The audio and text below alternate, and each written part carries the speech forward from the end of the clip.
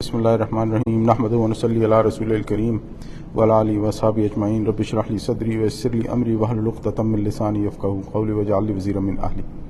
آمین یا رب العالمین سبحانک لا علم لنا الا ما علمتنا انک انت العلیم الحکیم۔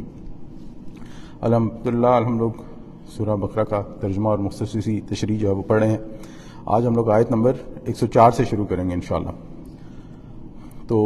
بات شروع ہوتی ہے، اللہ تعالیٰ فرماتا ہے اعوذ باللہ من الشیطان الرجیم۔ اچھا، میں ایک اور چیز واضح کر دوں کہ قرآن شروع کرنے سے پہلے اعوذ باللہ من الشیطان الرجیم بسم اللہ الرحمن الرحیم جو ہے وہ پڑھا جاتا ہے، لیکن فرض کریں کہ اگر کوئی ایک پریزنٹیشن دے رہا ہے، کوئی بات بیان کر رہا ہے، اگر اس کے بیچ میں وہ کوئی قرآن کی آیت کوٹ کرتا ہے تو اس میں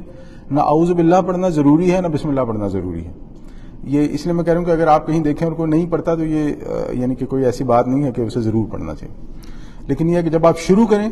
اس میں یہ بھی کہ جب آپ سورت شروع کریں تو اس میں علماء یہ کہتے ہیں کہ آپ نے بسم اللہ الرحمن الرحیم ضرور پڑھنی ہے جب آپ سورت شروع کر رہے ہیں، نہیں تو اعوذ باللہ من الشیطان الرجیم بسم اللہ الرحمن الرحیم پڑھنا جو ہے وہ اچھی بات ہے۔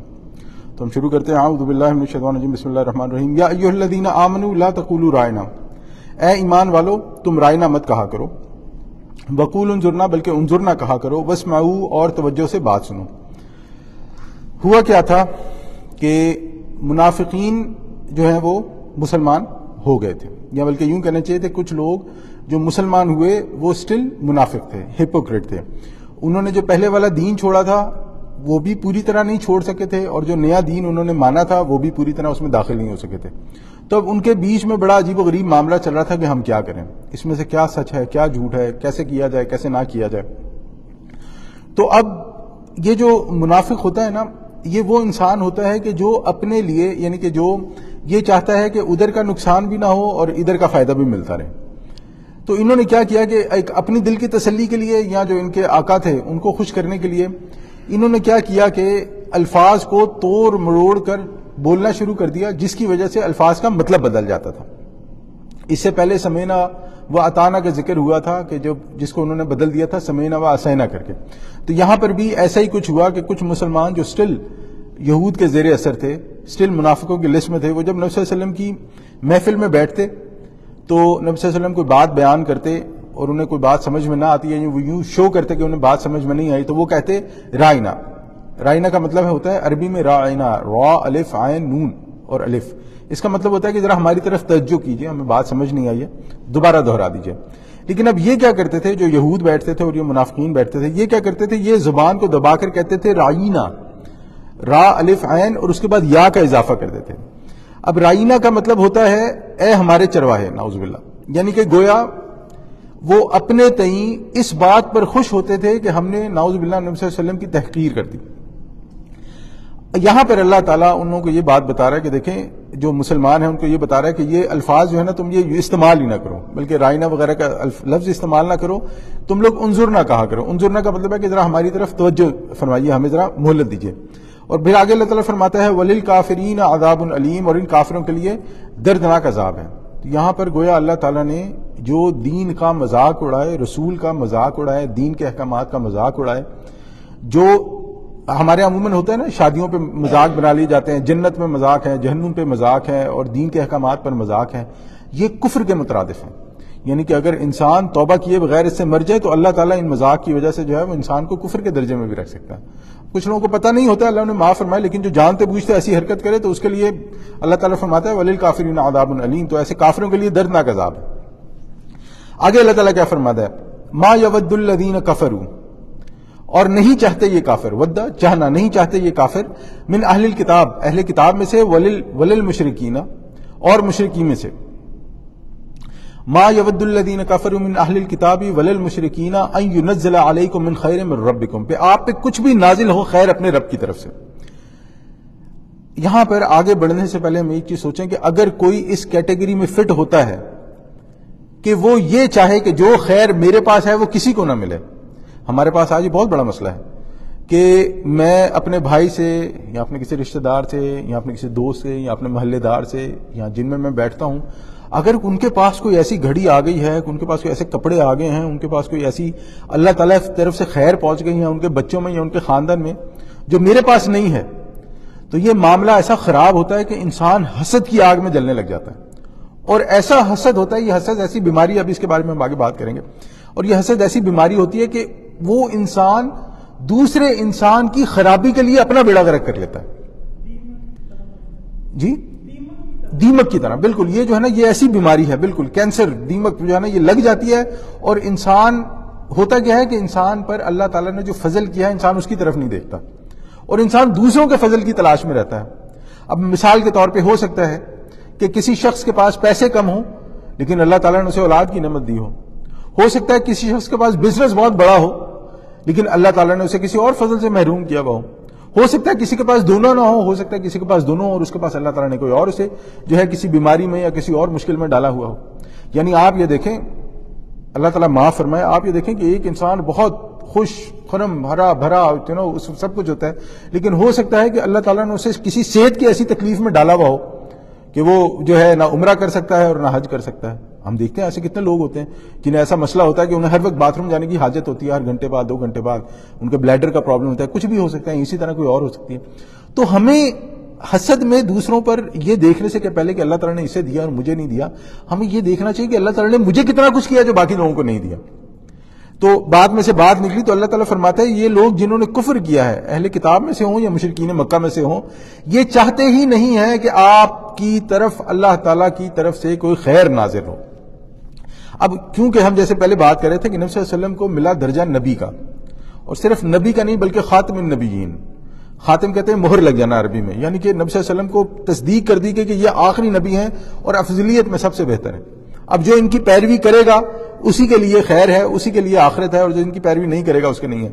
اب جب یہ خیر آپ کو مل گیا تو اب ان کے اندر حسد پیدا ہوگی، تو اللہ تعالیٰ اس کے بارے میں فرماتا ہے واللہ یختص، اللہ تعالیٰ خاص کر لیتا ہے برحمتہ ہی اپنی رحمت میں یشاء، جس کے لیے بھی چاہتا ہے. یہ اللہ تعالیٰ کا معاملہ ہے، اللہ تعالیٰ کا اختیار ہے. یہاں پر ایک اور چیز ہمارے لیے سمجھنی بہت ضروری ہے کہ ہم حسد میں مبتلا ہوں کہ دیکھیں اللہ تعالیٰ جسٹ ہے، اللہ تعالیٰ عادل ہے، اللہ تعالیٰ عدل کرتا ہے، اللہ تعالیٰ انصاف کرتا ہے. بہت ساری ایسی چیزیں ہوتی ہیں جو ہمیں آج ہمارے اوپر اگر گزر جائیں تو ہم پریشان ہو جائیں اور اس پہ تکلیف میں مبتلا ہو کر نا انسان اپنے منہ سے اول فلول بکنا شروع کر دیتا ہے. لیکن پھر 5 10 15 20 سال بعد کبھی جا کے پتہ لگتا ہے وہ جو 20 سال پہلے میرے ساتھ ہوا تھا اس کی یہ برکت ہے یا اس کی وجہ سے آج جو ہے نا میں اس معاملے تک پہنچا ہوں. اس کی سب سے بہترین مثال جو ہے نا وہ سورہ کہف میں جو اللہ تعالیٰ نے حضرت موسیٰ علیہ السلام اور خضر جو بیان کیا جاتا ہے جن کو، ان کے مابین جو بات ہوئی وہ اللہ تعالیٰ نے جو بیان کیا بڑے خوبصورت، کہ وہ جب کشتی میں بیٹھے تو کشتی توڑ دی، وہ ایک بچے کے پاس سے آئے تو ایک بچے کو قتل کر دیا، اس کے بعد ایک محلے میں گئے تو وہاں پہ دیوار تعمیر کر دی. اس کی تفصیل میں ہے کہ ہم لوگ آن دا فیس جو ہمارے سامنے کئی بار چیزیں ہوتی ہیں ہم نہیں جانتے کہ اس میں کیا خیر ہے کیا بھلائی ہے، لیکن دوسروں سے جب اپنا موازنہ کرتے ہیں تو ہم لوگ ایک ایسی بیماری میں مبتلا ہو جاتے ہیں، ایسی حسد میں مبتلا ہو جاتے ہیں کہ ہم لوگ کہتے ہیں کہ یہ تو بہت ہی معاملہ خراب ہے. تو اللہ تعالیٰ کہتا ہے کہ دیکھو اللہ تعالیٰ خاص کرتا ہے، یہ اللہ تعالیٰ جانتا ہے کہ وہ اپنی رحمت کس کو دینا چاہتا ہے اور اس نے کس کو دینی ہے، یہ خاص اللہ تعالیٰ کا فیصلہ ہے. واللہ ذو الفضل العظیم، اور اللہ تعالیٰ بڑے ہی فضل والا ہے، اور اللہ تعالیٰ سب کے لیے بڑے فضل والا ہے. جو انسان اللہ تعالیٰ کی طرف صدق کے دل سے اور اچھی نیت سے اللہ تعالیٰ کی طرف اپنا چہرہ کرتا ہے، اللہ تعالیٰ کی طرف جو ہے پھرتا ہے، اپنے معاملات اللہ تعالیٰ کی طرف پیش کرتا ہے، تو اللہ تعالیٰ پھر بڑے ہی فضل والا ہے. پھر آگے اللہ تعالیٰ فرماتا ہے ما ننسخ من آیات او ننسها، جو بھی ہم منسوخ کرتے ہیں کوئی آیت یا اسے بھلا دیتے ہیں، نأتی بخیر منہا او مثلها، تو ہم اس کی جگہ لے آتے ہیں اس سے بہتر یا کم از کم ویسی ہی. الم تعلم ان اللہ علی کل شیء قدیر، کیا تم نہیں جانتے کہ اللہ تعالیٰ ہر شے پر قدرت رکھنے والا ہے، یعنی اسے ہر شے پر اختیار ہے. اب یہ نسخ یا آیت کو منسوخ کر دینے والا کیا معاملہ ہے؟ اب یہاں پر ہم ایک چیز کو سمجھیں کہ دیکھیں حضرت آدم سے لے کے نبی اکرم صلی اللہ علیہ وسلم تک تمام نبیوں کا دین ایک ہی رہا. دین ہم کیا کہیں گے کہ یعنی کہ جو اللہ تعالیٰ کے احکامات تھے، جو اللہ تعالیٰ کے اصول تھے اور ضوابط تھے وہ ایک ہی تھے. وہ چاہے حضرت آدم کے لیے ہوں، حضرت نوح کے لیے ہوں، حضرت موسیٰ کے لیے ہوں، حضرت عیسیٰ کے لیے ہوں، حضرت ابراہیم علیہ السلام کے لیے ہوں، کسی کے لیے ہوں علیہم السلام. یہ حضرت آدم سے لے کے حضرت محمد صلی اللہ علیہ وسلم تک ایک ہی رہا، لیکن ان کے بیچ میں شریعتوں کا فرق رہا. شریعت کا کیا مطلب ہوتا ہے؟ شریعت کا مطلب ہوتا ہے لاز. مثلا چوری کرنا سارے ملکوں میں، تمام ملکوں میں چوری کرنا بری بات ہے، فراڈ کرنا بری بات ہے، جھوٹ بولنا بری بات ہے. اب اگر کوئی چوری کرتا ہے یا ڈاکہ ڈالتا ہے تو اس کی مختلف ممالک میں مختلف سزائیں ہو سکتی ہیں، ان کے لاز اس کے بارے میں مختلف ہو سکتے ہیں کہ کتنی چوری، کیسی چوری، کہاں کی چوری، بلا بلا جو بھی ہے. اس کا مطلب جو چوری کرنا ہے وہ برا ہے، سب کے نزدیک ہی برا ہے. وہ چاہے حضرت آدم سے لے کے نبی صلی اللہ علیہ وسلم تک کسی بھی دین میں کسی بھی شریعت میں جو ہے وہ صحیح نہیں اس کو سمجھا گیا، لیکن اس کے بارے میں لاز مختلف رہے. تو یہاں پر بھی جو ہے اللہ تعالیٰ یہی فرما رہا ہے کہ جب یہ جو اللہ تعالیٰ منسوخ کرتے ہیں یا کسی آیت کو بھلا دیتے ہیں تو اس کی جگہ اللہ تعالیٰ اس سے بھی بہتر چیز لاتے ہیں. اس چیز کو ایک اور طرح سے سمجھیں کہ شریعتوں کا فرق کیوں رہا ہے. ہوا یہ ہے کہ حضرت آدم سے لے کے نبی اکرم صلی اللہ علیہ وسلم تک جو انسانیت جن ادوار سے گزری ہے اس میں وہ لوگ ایجوکیٹ ہوتے رہے ہیں, علم اس میں بڑھتا رہا ہے. علم سے مراد سائنسی علم نہیں ہے, علم سے مراد انسان کے اپنا, آپ یہ سمجھیں کہ جو انسان کے ارتقاء کے مراحل ہیں, جو انسان کی اپنی ایولیوشن ہے وہ بڑھتی رہی ہے, جسے سوشل ایولیوشن بھی کہا جاتا ہے. اور یہ نبی اکرم صلی اللہ علیہ وسلم کے وقت پر آ کے یہ سوشل ایولیوشن کمپلیٹ ہو گئی. یعنی کہ اب ایسی کوئی چیز نہیں تھی جو, میں سائنس بار بار نہیں کہہ رہا, میں سوشل ایولیوشن کی بات کر رہا ہوں, کہ کوئی ایسی چیز نہیں تھی جو نبی اکرم صلی اللہ علیہ وسلم کو اللہ تعالیٰ نے قرآن کے ذریعے انسانیت کی فلاح اور بہبود کے لیے بتا نہ دی. جو ہم کہتے ہیں نا اسلام میں سب کچھ موجود ہے, اس سے یہی مراد ہے کہ اسلام میں انسان کی ہر قسم کی مشکل کے لیے اللہ تعالیٰ نے حل موجود رکھا ہے, بشرط یہ کہ انسان اسے پورے کا پورا لے, اس میں سے اپنی مرضی کی چیزیں نہ نکالیں. مرضی کی چیزیں نکالیں گے تو پھنس جائیں گے. تو یہ تغیر اور یہ جو تبدیلیاں ہوتی رہی ہیں, اس کی یہ وجہ ہے شریعتیں جو بدل جاتی ہیں. اب ہوتا یہ تھا کہ یہ جب اللہ تعالیٰ کوئی چیز, پہلے والی چیز کو اللہ تعالیٰ جب نل اینڈ وائڈ کرتا تھا, اس کو منع کرتا تھا, تو اس کی جگہ کوئی نئی چیز آ جاتی تھی, یا اس سے بہتر یا کم از کم ویسی چیز آ جاتی تھی. ایک معاملہ یہ بھی ہوتا تھا کہ اللہ تعالیٰ اس چیز کو بالکل لوگوں کے ذہنوں سے محو کر دیتا تھا, بھلا دیتا تھا. ایک معاملہ یہ بھی رہتا تھا. اب یہاں پر ہوا یہ تھا, یہ آیت اللہ تعالیٰ نے اس ضمن میں بیان کیا, ہوا یہ تھا کہ جو اس وقت کے یہود اور نصارہ تھے وہ کہتے تھے اگر تو تم بار بار عیسیٰ کا ذکر کرتے ہو, موسیٰ کا ذکر کرتے ہو, اور خاص طور پر حضرت موسیٰ علیہ السلام کا نام تو بہت بار آیا, تو اگر تو یہ وہی شریعت ہے جو ان کی تھی تو پھر تو یہ ویسی کی ویسی ہونی چاہیے. اب تم جو ہے کبھی کوئی بات, نبی صلی اللہ علیہ وسلم کو کہتے تھے کہ آپ جو ہے کبھی کوئی بات بدل دیتے ہیں, آپ کبھی کوئی بات بتانی شروع کر دیتے ہیں. تو یہاں پہ اس اعتراض کا جواب دیا جا رہا ہے کہ دیکھیں یہ دین اللہ تعالیٰ کا ہے, اللہ تعالیٰ جو چاہتا ہے, اللہ تعالیٰ جس چیز کو چاہتا ہے ویسے کر دیتا ہے, کہ ان اللہ علی کل شیء قدیر, کہ اللہ تعالیٰ ہر چیز پر قدرت رکھنے والا ہے. اور اس کے علاوہ ایک چیز اور ہم دیکھیں کہ یہ جو ناسخ اور منسوخ کا معاملہ ہے یہ ہمارے دین میں بھی رہا ہے. یہ قرآن میں بھی جو ہے, قرآن مجید میں بھی اللہ تعالیٰ بتدریج اس چیز کے ساتھ شریعت کو جب مکمل کرتا رہا تو اس کے احکامات بھی آتے رہے ہیں. جیسے اللہ تعالیٰ نے جو سورہ مائدہ کی آیت نمبر 3 ہے اس میں فرمایا ہے کہ الیوم اکملت لکم دینکم واتممت علیکم نعمتی وردیت لکم الاسلام دینا, کہ آج میں نے تمہارے دین کو مکمل کر دیا ہے اور اپنی نعمت تم پر تمام کر دی ہے اور تمہارے اسلام کو بحیثیت دین پسند کر لیا ہے. اس کا مطلب کہ شریعت مکمل ہونے سے پہلے بہت ساری چیزیں تھیں جس کے بارے میں حکم آتا تھا اور پھر یہاں بدل جاتا تھا یا اسے بہتر رہ جاتا تھا. جس کی سب سے بہترین مثال جو ہے وہ شراب کی ہے, کہ شراب فوری طور پہ حرام نہیں کی گئی, وہ جو ہے مراحل میں حرام ہوئی اور پھر آخر میں اللہ تعالیٰ نے فرمایا کہ بھئی فہل انتم منتہون, کہ کیا اب بھی تم باز آتے ہو یا نہیں آتے ہو, یعنی اس مرحلے پر شراب حرام کر دی گئی. باٹم لائن یہ ہے, یہ تمام باتیں بیان کرنے کے بعد باٹم لائن یہ ہے کہ یہ اللہ تعالیٰ کا دین ہے. اللہ تعالیٰ اپنے رسولوں کے ذریعے سے جس چیز کو چاہتا ہے رکھتا ہے, جس چیز کو چاہتا ہے بدل دیتا ہے. اللہ تعالیٰ جو چاہے کر سکتا ہے, کوئی اسے سوال کرنے والا نہیں. آگے بات چلتی ہے, اللہ تعالیٰ فرماتا ہے الم تعلم ان اللہ لہ ملک السماوات والارض, کیا تم نہیں جانتے کہ اللہ تعالیٰ ہی کے لیے بادشاہی ہے آسمانوں اور زمین کی. وما لکم من دون اللہ من ولی ولا نصیر, اور نہیں ہے تمہارے لیے اللہ کے سوا کوئی بھی حمایتی اور نہ کوئی مددگار. ام تریدون ان تسألوا رسولکم کما سئل موسیٰ من قبل, اب یہاں مسلمانوں کو تنبیہ کی جا رہی ہے, مسلمانوں کو بولا چاہ رہا ہے کہ کیا تم بھی یہ چاہتے ہو کہ سوالات اور مطالبے کرو اپنے رسول صلی اللہ علیہ وسلم سے اسی طرح جیسے اس سے پہلے موسیٰ علیہ السلام کیا کرتے تھے. اب یہ بات یہاں پہ ہمارے لیے سمجھنی بہت ضروری ہے. ہوتا کیا تھا کہ حضرت موسیٰ علیہ السلام نے کتنے سارے معجزات دکھائے. یعنی کہ ہم شروع ہو جائیں کہ حضرت موسیٰ علیہ السلام کو جب نبی بنا کے بھیجا گیا تو فرعون کے ساتھ معاملات طے کرنے سے لے کر فرعون جب حضرت موسیٰ علیہ السلام کو دریا پار کروایا گیا, سمندر پار گیا تو سمندر تک پھاڑ دیا گیا, اس کے بعد من و سلوہ اتارا گیا, کتنا کچھ ان کے لیے کیا گیا.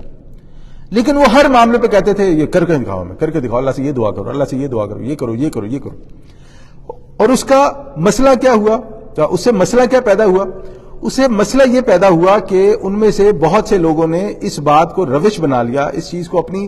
اس میں شامل کر لیا, اپنی جسے کہتے ہیں نا ایک اپنا وتیرہ بنا لیا انہوں نے کہ ہم کوئی بھی چیز اس وقت تک نہیں مانیں گے جب تک ہم دیکھ نہیں لیتے. یعنی کہ اتنا کچھ جو ہو آیا ہے وہ اپنی جگہ, لیکن اگر یہ کروانا ہے تو اس کے لیے بھی ہمیں دلیل دو. تو یہاں پر اللہ تعالیٰ فرما رہا ہے کہ دیکھو یہ والا روش جو ہے نا مسلمانوں، تم لوگ یہ والی روش اختیار مت کرو، وَمَن يَتَبَدَّلِ الْكُفْرَ بِالْإِيمَانِ، تم لوگ یہ والی روش اختیار نہ کرو بالکل۔ اور پھر اللہ تعالیٰ فرماتا ہے وَمَن يَتَبَدَّلِ الْكُفْرَ بِالْإِيمَانِ فَقَدْ ضَلَّ سَوَاءَ السَّبِيلِ، اور جو کوئی ایمان کے بدلے کفر لے گا تو وہ بھٹک چکا سیدھی راہ سے۔ اس کا مطلب ہے کہ ایک چیز جب ہمارے سامنے آ جائے، واضح ہو، ہمیں سمجھ آ رہی ہے بالکل صحیح ہے، اس کے باوجود اس پر اعتراضات کیے جائیں، اس کے دلائل مانگے جائیں، یا اس معاملے میں نبی صلی اللہ علیہ وسلم کو کہا جائے کہ ہمیں آپ دکھائیں جی ہمیں یہ کیسے ہو سکتا ہے، تو اللہ تعالیٰ فرماتا ہے کہ یہ گویا ایمان کو کفر سے بدل دینے کا معاملہ ہے۔ یعنی کہ یہ چھوٹی چھوٹی چیزیں اگر انسان ایمان پہ اپنے دھیان نہ دے تو انسان کو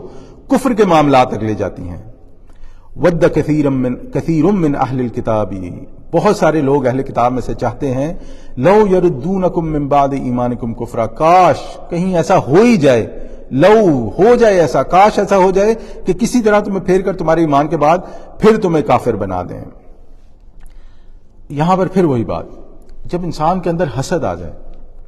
جب انسان جو اس کے سامنے بات، جو اس کے سامنے حق بالکل واضح ہو گیا ہے، اس سے منہ پھیر لے، تو اب جیسے ہم نے پہلے بھی بات کی تھی کہ حق سے منہ پھیرنے کے جو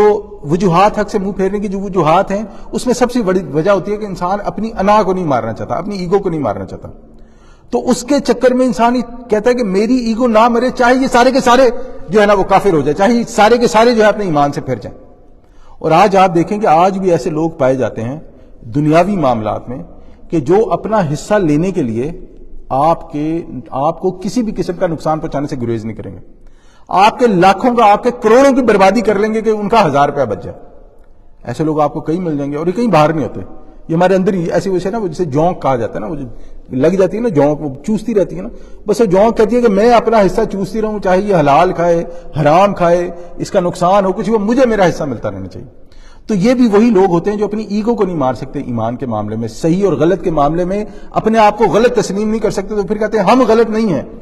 بلکہ تم سارے ہی غلط ہو، اور کوشش کرتے ہیں کہ وہ سارے کو سارا سب کے سب کو غلط ثابت کرتے ہیں۔ تو یہی جو ہے وہ معاملہ ان کے ساتھ بھی تھا جو اس سے پہلے والے تھے۔ وجہ حسد من عند انفسہم، بسبب ان کے دلی حسد کے، جیسے میں نے پہلے بھی کہا نا کہ جو خوبی کسی کے اندر ہے، انسان جب اس کا زوال دیکھنا چاہتا ہے اور اس کا نقصان پہنچانے کے درپے ہو جائے کہ یہ نعمت مسلمانوں کو کیوں دی گئی، نبی صلی اللہ علیہ وسلم آخری رسول کیسے ہو گئے، من بعد ما تبین لهم الحق، اس کے بعد کہ ان پر حق بالکل واضح ہو چکا ہے۔ اچھا، اللہ تعالیٰ نے بار بار اس چیز کی طرف توجہ دلاتا ہے کہ دیکھیں جو اللہ تعالیٰ نے بار بار وارن کر رہا ہے، اللہ تعالیٰ نے بار بار سمجھا رہا ہے، ان پہ حق واضح ہو چکا ہے۔ جس پہ حق واضح نہیں، دیکھیں کئی بار ایسے ہوتا ہے کہ ہم کسی کے سامنے حق پیش کرتے ہیں، ہو سکتا ہے ہمارے اندر اتنی اچھی صلاحیت نہ ہو وہ حق کو پیش کرنے کی، یا ہم نے جو دین پیش کیا ہے یا جو اس کے سوالات ہیں ہم ان کے جوابات نہ دے سکتے ہیں، یہ معاملہ مختلف ہے۔ لیکن ایک معاملہ ہے کہ قرآن اس بات کی گواہی دے رہا ہے کہ دیکھو ان پر حق واضح ہو چکا ہے، اس کے باوجود یہ تمہاری بات نہیں مانتے،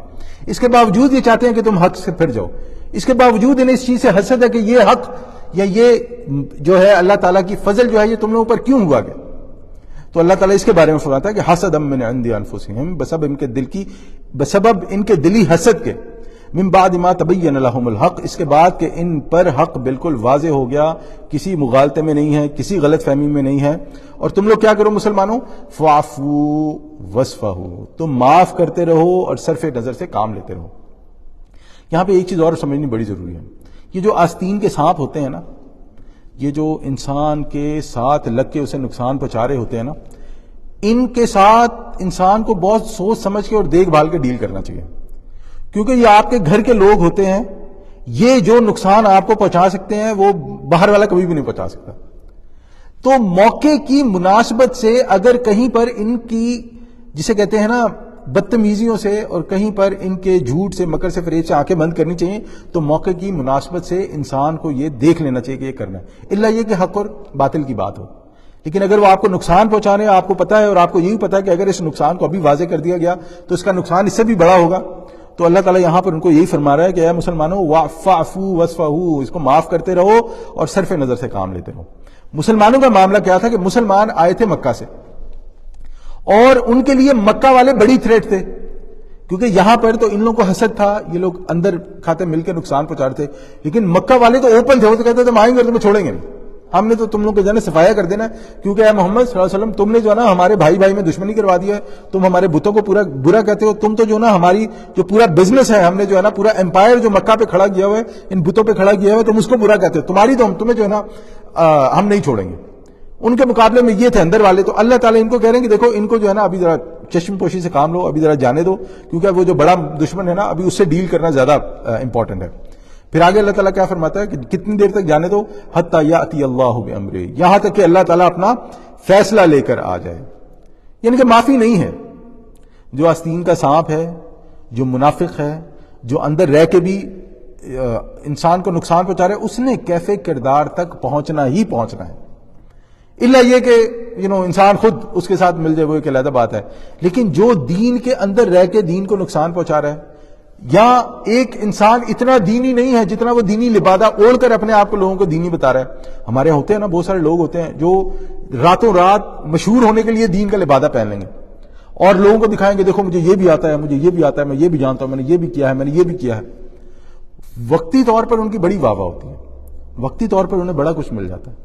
لیکن لانگ ٹرم میں ان کے ہاتھ کچھ نہیں رہتا, کیونکہ سب کو دین کے معاملے میں اللہ تعالیٰ حقیقت کھول کر ہی چھوڑتا ہے. ان اللہ علی کل شیء قدیر, اللہ تعالیٰ ہر چیز پر قادر ہے. پھر آگے اللہ تعالیٰ فرماتا ہے وَأَقِیمُوا الصَّلَاةَ وَآتُوا الزَّکَاةَ, اور نماز قائم کرو اور زکوٰۃ دیتے رہو. اچھا اللہ تعالیٰ, آپ نے نوٹ کیا ہوگا کہ اللہ تعالیٰ جبھی بھی یہود کو یا مسلمانوں کو بات کرتا ہوں اللہ تعالیٰ ساتھ ہی کہتے ہیں دیکھو نماز بھی قائم کرو اور زکوٰۃ بھی دو. اللہ تعالیٰ نے کہیں یہ نہیں کہا کہ تم نماز نہیں پڑھتے ہو اور تم زکوٰۃ نہیں دیتے ہو. ہم لوگوں نے اتنی بات کی ہے, آپ دیکھیں کہ اس پورے معاملے میں اللہ تعالیٰ نے کہیں بھی یہود کو یہ سرزنش نہیں کیا کہ تم لوگ عبادات نہیں کرتے ہو, تم لوگ روزے نہیں رکھتے, تم لوگ زکوٰۃ نہیں دیتے, تم لوگ نمازیں نہیں پڑھتے, بلکہ اللہ تعالیٰ نے یہ کہا ہے کہ دیکھو نماز قائم کرتے رہو اور زکوٰۃ بھی دیتے رہو. گویا کہ ہمارے پاس ایک چیز کو سمجھنا, ہمارے لیے ایک چیز کو سمجھنا بہت ضروری ہے کہ دین کل کا کل عبادات نہیں ہے. دین میں اگر انسان کے معاملات سیدھے نہیں ہیں, دین میں اگر انسان کی ڈیلنگ سیدھی نہیں ہے, تو اس کی عبادات اسے کوئی فائدہ نہیں پہنچا رہی, بلکہ گویا اگر وہ یہ کام کر رہا ہے تو وہ ایسی ہے کہ وہ ان حرام کاریوں میں جن میں وہ ملوث ہے ان کو حلال کرنے کے لیے وہ عبادات کرتا ہے. آپ سوچیں, یعنی کہ سوچنے والی بات ہے کہ اگر ایک انسان کی نماز, اس کے روزے, اس کی زکاتیں, اس کے حج, اس کے عمرے, اگر ایک انسان کو حرام کاری کرنے سے نہیں روک سکتے تو کچھ تو خراب ہے, کچھ تو غلط ہے, کہیں پر کوئی نہ کوئی تو پرابلم ہے. کہ آپ جو ہے عمرے بھی کرتے ہو, آپ حج بھی کرتے ہو, آپ نمازیں بھی پڑھتے ہو, آپ زکاتیں بھی دیتے ہو, آپ قرآن بھی پڑھتے ہو, آپ اپنے آپ کو بڑا دینی بھی دکھاتے ہو, لیکن جب بات معاملات پہ آتی ہے تو وہاں پہ آپ پیسہ آپ کا سب کچھ بن جاتا ہے, یا آپ کے مفادات آپ کے سب کچھ بن جاتے ہیں. تو جب اللہ تعالیٰ یہاں بار بار کہتا ہے نا کہ دیکھیں ایک انسان بڑی مشکلات سے گزر رہا ہے, خدا نہ خواستہ کوئی خود بیمار ہے, یا خدا نہ خواستہ کسی کے والدین بیمار ہیں یا بچے بیمار ہیں. اب جب وہ شخص نماز پڑھتا ہے نا تو اس کی نماز میں اور ایک عام بندے کی نماز میں زمین آسمان کا فرق ہو جاتا ہے. کیونکہ اب جب اس نے نماز پڑھنی ہے نا تو اس نے اپنا ماتھا بھی رگڑنا ہے, اس نے اپنا ناک بھی رگڑنا ہے, اس نے لمبے لمبے سجدے بھی کرنا ہے کہ اللہ میں بڑی مصیبت میں ہوں, مجھے آپ نہیں نکالنا اس میں سے. اس نے جب کوئی بھی چیز اللہ کے رستے میں دینی ہے نا تو خالص اس ایمان سے دینی ہے کہ میں اپنے رب کے لیے دے رہا ہوں, کیونکہ میرے رب نے مجھے اس مشکل سے نکالنا. تو یہ بار بار اللہ تعالیٰ کہتا ہے نماز پڑھو, زکوٰۃ دیتے رہو, نماز پڑھتے رہو اور زکوٰۃ دیتے رہو, قائم کرتے رہو. اس کا مطلب یہ ہے کہ نماز اور زکوٰۃ اور جو باقی عبادات ہیں اگر وہ معاملات کے تناظر میں نہیں ہو رہے تو اس کا مطلب کہ انسان, اللہ تعالیٰ رحم کرے, میں کانوں کو ہاتھ لگا کے اور معافی مانگتے ہوئے بڑی ڈرتے ڈرتے یہ بات کہہ رہا ہوں کہ انسان منافقوں کی لسٹ میں شامل ہے. کہ انسان کے ماتھے پہ محراب بھی پڑا ہوا ہو, انسان کے جو ہے وہ معاملات میں دینا دلانا بھی ہو, انسان نے جو ہے وہ ہاسپٹلز بھی کھولے ہوئے ہوں, اور جو ہے نا وہ جیسے ہمارے پاکستان میں بینک والے جو ہیں وہ مسجدیں بھی بنا دیتے ہیں, لیکن اندر کھاتے ان تمام چیزوں کا مقصد یہ ہو کہ دیکھو جو میری برائی ہے نا میں نے اس کے گرد یہ ساری چیزیں کھڑی کی ہوئی ہیں, تو میری برائی کی طرف پوائنٹ آؤٹ مت کرنا, مجھے یہ بتاتے رہو کہ دیکھو تم نماز بھی بڑی اچھی پڑھتے ہو, دیکھو تم لوگوں کے ساتھ نیکی بھی بہت کرتے ہو, دیکھو تم یہ بھی بڑا اچھا کرو, لیکن یہ جو میری برائی ہے نا اس پہ بات مت کرنا, کیونکہ اس برائی پہ بات کرو گے تو پھر میں یہ تمام چیزیں تمہاری بند کر دوں گا. اور آپ دیکھیں جو مشرکین مکہ تھے وہ لوگوں کے ساتھ کیا بھلائی کرتے تھے. وہاں پہ جب کوئی عمرے یا حج کے لیے آتا تھا تو وہ انہیں کھانے کھلاتے تھے, ستو جو ہے نا وہ پلاتے تھے, ان کی ہر قسم کی وہ کرتے تھے اور ہر قسم کا ان کا دھیان رکھتے تھے. تو نیکیاں تو وہی بڑی کرتے تھے, لیکن بات یہیں پہ آ کے رکتی ہے کہ اگر انسان خالصتاً معاملات اللہ تعالیٰ کی بتائی ہوئی شریعت کے مطابق نہیں کر رہا، تو پھر یہ اللہ تعالیٰ جو بار بار کہہ رہا ہے نماز قائم کرو، زکوٰۃ دیتے رہو، اس کا مطلب یہاں پر آ کے بڑا پرابلم ہے۔ پھر اللہ تعالیٰ فرماتا ہے وَمَا تُقَدِّمُوا لِأَنفُسِكُم مِّن خَيْرٍ تَجِدُهُ عِندَ اللَّهِ، جو بھلائی بھی تم اپنے لیے آگے بھیجو گے تو اللہ تعالیٰ کے یہاں موجود پاؤ گے۔ دیکھیں، ایک مجھ سے کسی نے سوال کیا، اب یہ سوال میں آپ لوگوں کے سامنے رکھتا ہوں، اور وہ مسلمان نہیں تھا جس نے یہ سوال کیا، میں اور بلکہ ہماری بیگم دونوں ہی موجود تھے۔ اس نے کہا کہ تمہارا اللہ تعالیٰ جو ہے یہ تو بڑا ہی مین ہے، مطلبی ہے، نعوذ باللہ۔ اور ظاہر بات ہے وہ تو مسلمان نہیں تھا نا، تو میں نے کہا کہ کیوں؟ اس نے کہا یہ کیسا اللہ تعالیٰ کہتا 5 نمازیں بھی پڑھو، زکاتیں بھی دو، حج بھی کرو، روزے بھی رکھو، یہ تو ایسا لگتا ہے جیسے تمہارا اللہ جو ہے یہ بڑی سختی چاہتا ہے اپنے انسانوں پر۔ اب سوچنے والی بات یہ ہے کہ اگر ہم بھی کبھی سوچیں تو اللہ تعالیٰ کو ہماری بھلائی کی، ہماری نیکیوں کی، ہماری عبادات کی کیا ضرورت ہے؟ سوچنے والی بات ہے نا، لیکن اس پہ ہم لوگ نہیں سوچتے۔ اب یہی مسئلہ ہوتا ہے کہ جب ہم بچے کو کہتے ہیں کہ نماز پڑھو نماز پڑھو نماز پڑھو، بچہ کہتے ہیں یہ کون سا دین، کہاں پھنس گیا ہوں میں کہ میرے ماں باپ کو اسی سے فرصت نہیں ملتی، نماز نہیں پڑھتے تم نماز۔ مجھے اچھی طرح یاد ہے، بچپن میں مجھے اچھی طرح یاد ہے کہ ہماری جو ہے نا تائی امی ابھی بھی زندہ ہے، وہ جب نماز کا ٹائم ہونا نا تو ہم لوگ کارٹون لگے ہوتے تھے، اس وقت ذریعے بات ہم کارٹون دیکھتے تھے، انہوں نے آ کے ٹی وی بند کرنا، چلو اٹھو سارے جا کے نماز پڑھو۔ اچھا اب ہم نے وہاں سے تو اٹھ جانا لیکن نماز پڑھنے نہیں جانا۔ کیوں جائیں بھئی؟ آپ مجھے ڈنڈے کے زور پہ گھر سے نکال سکتے ہو، اب آپ عورت ہے نا، میرے والد صاحب تو نہیں تھے کہ مجھے کان سے پڑھ کے خود بھی پڑھتے تو مجھے بھی پڑھاتے، وہ اب ایک خاتون اپنے بچوں کو ڈنڈے کے زور پہ گھر سے تو نکال سکتی نماز پڑھنے، لیکن اس کے ساتھ مسجد تو نہیں جا رہی نا۔ اب ہم اس غصے میں نماز نہیں پڑھتے تھے کہ انہوں نے ہمیں کارٹون نہیں دیکھنے دیا، اور وہ اپنی طرف سے یہ نیکی کرتی تھی ڈنڈے کے زور پہ کہ میں نے نماز پڑھنے بھیج رہی ہوں۔ اب اسی چیز کو آپ بڑا کرتے جائیں، یعنی وہ تو بچے اور والدہ کا معاملہ ہو گیا نا، ظاہر بات تائیم میں بھی جو ہے والدہ کی جگہ ہوتی ہے، اب وہ تو بچے اور والدہ کا معاملہ، اسی چیز کو آپ بڑے کرتے جائیں کہ بچہ بڑا ہوتا جائے، معاملات وہ دیکھ رہا ہے کہ میرا ماں یا باپ جو ہے وہ معاملات تو بالکل ویسے ہی کرتے ہیں جیسے کوئی غیر مسلم کرتا ہے، لیکن جب دین کی بات ہوتی ہے تو کہتے ہیں نماز پڑھو نماز پڑھو۔ یہ کیا چکر ہے؟ تو یہ کیا چکر ہے؟ یہ بالکل یہی چکر ہے کہ جب انسان اپنی زندگی میں صرف عبادات کو ہی اپنا دین سمجھ لے، جب انسان اپنی زندگی میں ایمان، عقیدہ جو اللہ تعالیٰ کی طرف ہم نے پلٹ کر جانا ہے، جو یہ پوری زندگی کا مقصد ہے، ہماری زندگی گزارنے کے طریقے ہیں، ان سب سے قطع تعلقی کر کے صرف عبادات کو ہی اپنا مقصد بنا دے کہ میں عبادت کروں گا تو مجھے اتنا اجر ملے گا، میں ایک لفظ پڑھوں گا تو مجھے 10 اجر ملیں گے، میں نماز کے لیے وضو کروں گا تو میرے گناہ دھل جائیں گے، میں جب ایک مسجد کی طرف ایک قدم اٹھاؤں گا تو میری ایک نیکی ملے گی، اب میں جب سورہ پڑھوں گا، درود شریف پڑھوں گا تو میری 10 برائیاں معاف ہوں گی 10۔ جب انسان اسی چیز میں لگ جائے تو اب انسان کیا بن گیا؟ بیسیکلی انسان جو ہے نا وہ آپ یہ سمجھے کہ نیکیوں کا بنیا بن گیا۔ وہ جو بنیا ہوتے ہیں نا، وہ جو لوگوں کو اس پہ قرض پہ پیسے دیتے ہیں اور پھر سارا ان کی زندگی کا مقصد جو ہوتا ہے وہ سودی ہوتا ہے، تو انسان جو ہے نا وہ نیکیوں کا بنیا بن گیا غالباً۔ اب اس کے نزدیک باقی ساری چیزیں جو ہے نا، کیا اسے کہتے ہیں، عبادات کے علاوہ اس کے نزدیک باقی ساری چیزیں بے وقت بے توقیر ہو گئی۔ اب جب یہ معاملہ ہو جائے تو یہ معاملہ بڑا خطرناک ہے، اور پھر یہی چیز ہوتی ہے جو انسان کو کہتے ہیں کہ میں تو دنیا چھوڑ کے جا کے نا جنگل میں بس جاتا ہوں، میں جو ہے نا اس کو بھی تیاگ دیتا ہوں، میں اس کو بھی تیاگ دیتا ہوں۔ یا آن دی کانٹریری ادر چیز ہو جاتا ہے کہ وہ شخص جو ہے نا وہ شخص پولیس کا کردار ادا کرنا شروع کر دیتا ہے کہ تم نے جو ہے نا یہ کیوں پہنا ہوا ہے، تم نے جو ہے نا وہ یہ کمنٹ کیوں کیا ہے، تم نے جو ہے نا فلانے کو یہ کیوں کہا ہے، تم جو ہے نا یہ کیوں نہیں کرتے ہو۔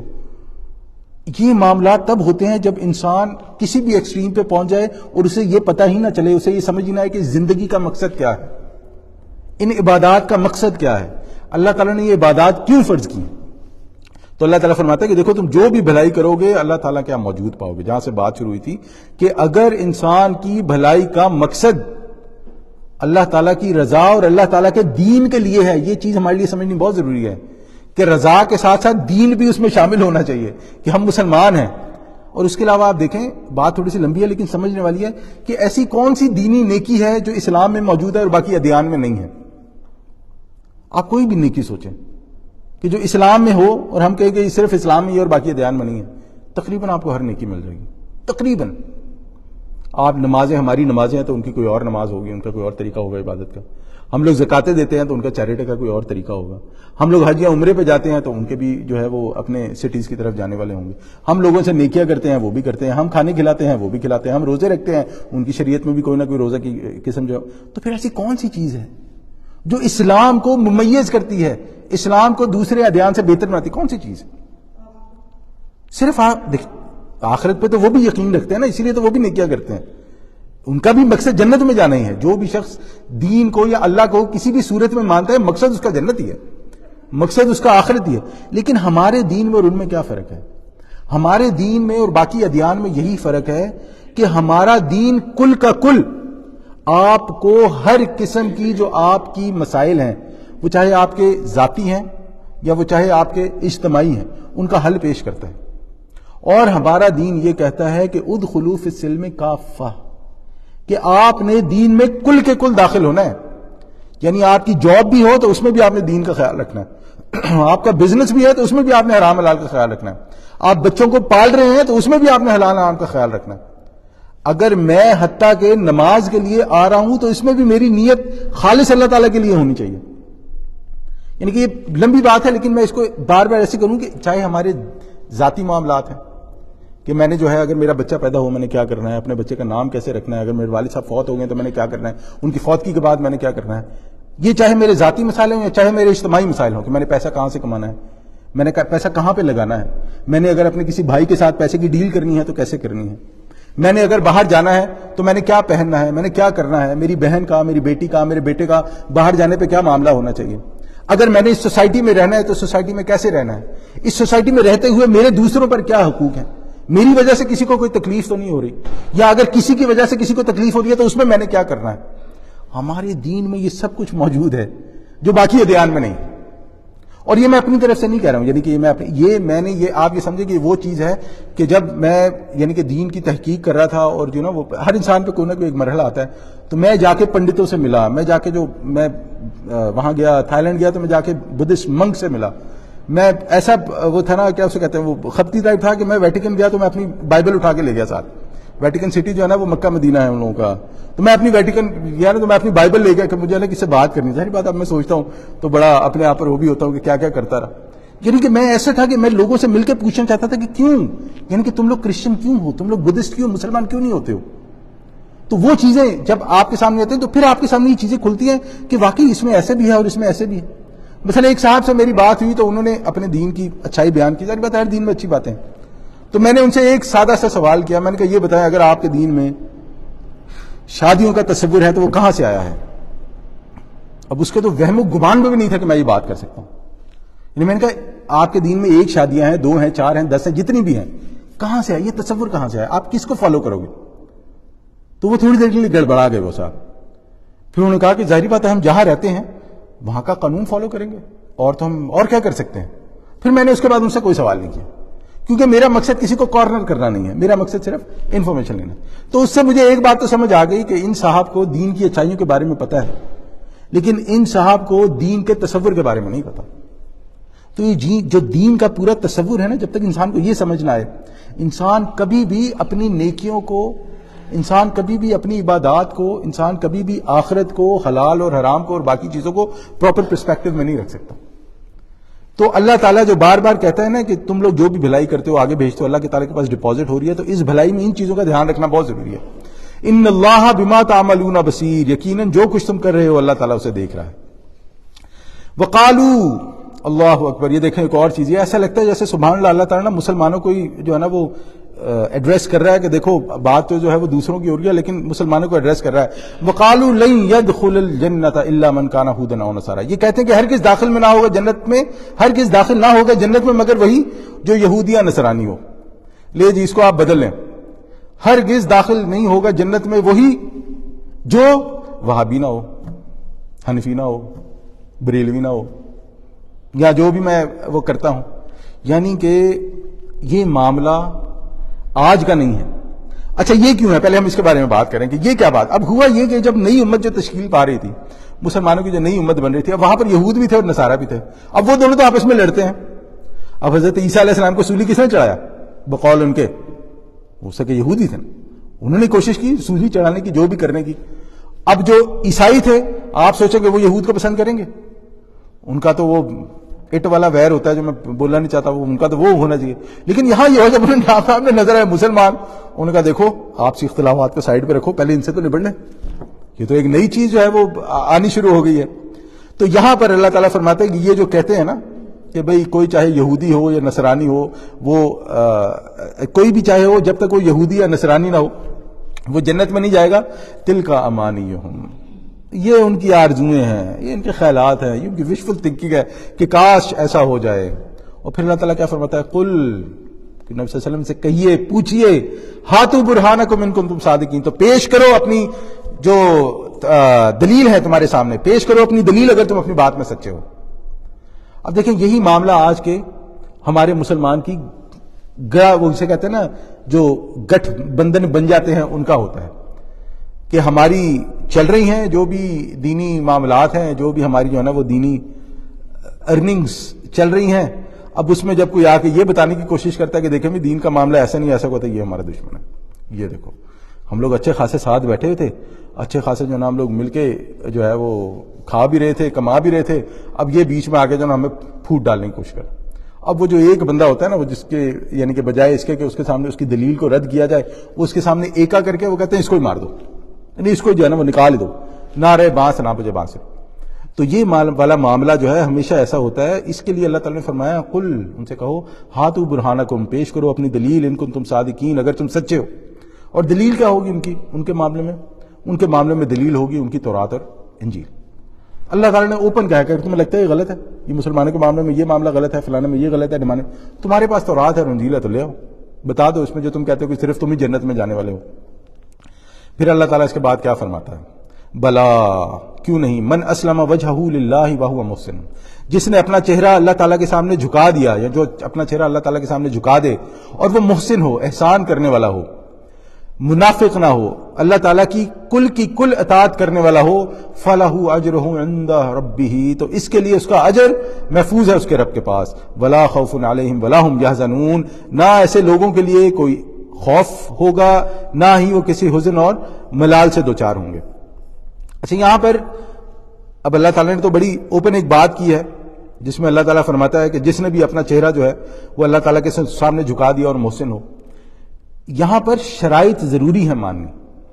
یعنی اگر کوئی شخص یہ کہے کہ لا الہ الا اللہ لیکن محمد رسول اللہ کا اقرار نہ کرے، اور وہ شخص مسلمان نہیں ہے، چاہے وہ 10 بار کہتا رہے کہ میں مسلمان ہوں. اسی طرح حضرت عیسیٰ کے وقت پر جس نے حضرت عیسیٰ کا انکار کیا، اب وہ اس وقت کا مسلمان نہیں تھا. حضرت موسیٰ کے وقت پر جس نے حضرت موسیٰ کا انکار کیا، وہ اس وقت کا مسلمان نہیں تھا. تو ہمارے لیے سمجھنا بہت ضروری ہے کہ جب اس قسم کی آیات اللہ تعالیٰ فرماتا ہے جو جنرل ہوتی ہیں کہ بھئی جو اللہ تعالیٰ کے لیے جھک گیا، جس نے اپنا چہرہ اللہ تعالیٰ کے لیے جھکا دیا، یا جو کل کا کل اللہ تعالیٰ کے تابع ہو گیا، اس میں جو رسالت کا پہلو ہے وہ مضمر ہے، وہ جسے کہتے ہیں نا چھپا ہوا ہے، اس کے بغیر جو ہے نا نجات نہیں ہے. تو اللہ تعالیٰ یہ فرما رہا ہے کہ جو یہ کام کرے گا، جو دین میں داخل ہو جائے گا، اس کا اجر اللہ تعالیٰ کے پاس محفوظ ہے، اس کا اجر اس کے رب کے پاس محفوظ ہے. ایسے لوگوں کے لیے سبحان اللہ، لا خوف علیہم، نہ کوئی خوف ہوگا، ولا ہم یحزنون، نہ ہی ان کے لیے کوئی حزن اور ملال ہوگا. ہم نے پہلے بھی بات کی تھی کہ انسان 3 ہی سٹیٹس میں رہ سکتا ہے. یا انسان خوف میں ہوگا کہ ہائے پتہ نہیں آگے کیا ہو جانا ہے، ہائے پتہ نہیں میرے ساتھ کیا ہونے والا ہے، ہائے پتہ نہیں آگے کیچڑ ہے. یا اسے غم ہوتا ہے کہ جو گزر گیا، ہائے ہائے جو میں نے کر دیا، کاش میں ایسا نہ کرتا، کاش میں ایسا نہ کرتا، کاش میں ایسا نہ کرتا. یہ 2 چیزیں. اور تیسری کیا ہو سکتی ہے؟ تیسری سٹیٹ انسان کی ہو سکتی ہے سکون کی، اطمینان کی، کہ اللہ تعالیٰ اس شخص کے لیے اطمینان لکھ دے. یہ کب ہوگا؟ یہ تب ہوگا کہ جب انسان اللہ تعالیٰ پر توکل کرتے ہوئے صحیح کام کرے اور اس کا نتیجہ جو بھی ہو انسان کو اس بات کا پکا یقین ہو کہ یہی میرے لیے صحیح ہے. کئی بار اس سے نقصان، جو ظاہری چیز ہے اس میں نقصان بھی نظر آتا ہے، لیکن جس شخص کے پاس اللہ تعالیٰ پر توکل ہو، لیکن اس توکل کے لیے دین سیکھنا ضروری ہے، ایمان سیکھنا ضروری ہے، عقیدہ سیکھنا ضروری ہے. جب ایک انسان ان چیزوں کی بنیاد پر، سیکھنے کی بنیاد پر اپنی زندگی میں صحیح اور غلط کی بنیاد پر فیصلے کرتا ہے تو یقین جانے لانگ ٹرم میں اللہ تعالیٰ کبھی اس شخص کو رسوا نہیں ہونے دیتا اور اس شخص کے لیے اطمینان اللہ تعالیٰ لکھ دیتا. تو اللہ تعالیٰ سے دعا ہے کہ جو بھی ہم نے پڑھا سمجھا پڑھا، اللہ تعالیٰ اسے سمجھنے کی توفیق عطا فرمائے، اللہ تعالیٰ اس پہ عمل کرنے کی توفیق عطا فرمائے، اور اللہ تعالیٰ اس قرآن کو ہمارے لیے نور اور ہدایت بنا دے۔ وآخر دعوانا الحمدللہ رب العالمین۔